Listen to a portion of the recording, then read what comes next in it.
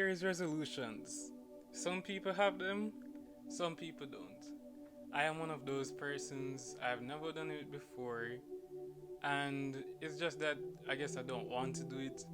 But a survey was done with 800 million people, and out of that survey, they found that by January 19th, most persons have already given up on their resolutions.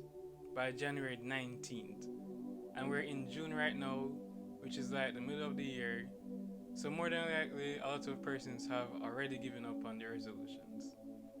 So instead of talking about New Year's resolutions, let's talk about something that is more long term. Your dreams. So a dream can be simply a goal that you've had from your childhood. So growing up, there were different career days where we dressed up as whoever wanted to be in the future. It could have been a pilot, a nurse, a teacher, etc. And as we grow older, these dreams are tested. It could be too expensive, it could be too difficult, and right now it just seems impossible. But I urge you today to remember your dreams. Don't give up on them.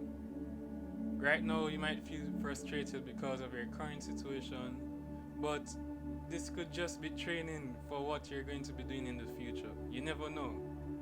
So I urge you to remember your dreams. So don't be frustrated. Know that God is not finished with you.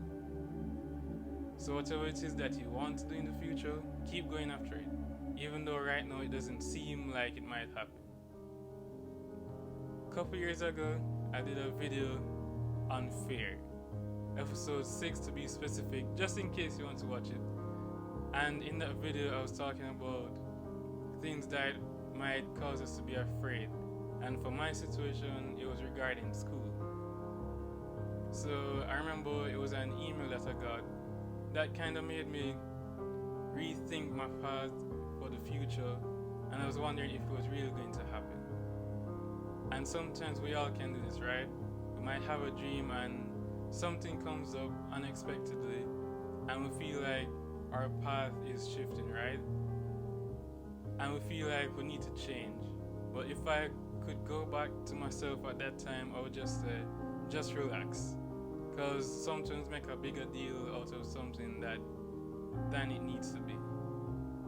So since we're talking about dreams, I have some tips on actively pursuing your dreams.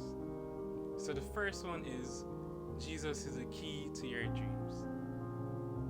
Jesus is the key to your dreams. So if there's something that you have in your heart, once it is in God's will, it will happen. Once it is in God's will. My next tip is to trust in Him to take us there, and not man. Because as we all know, people can change. So we shouldn't always depend on them. The next one is to understand that it will take time. It's not going to just come by fast like that, because it is in the process that we are made. The next one is not to worry. As I was saying before, you are doing fine.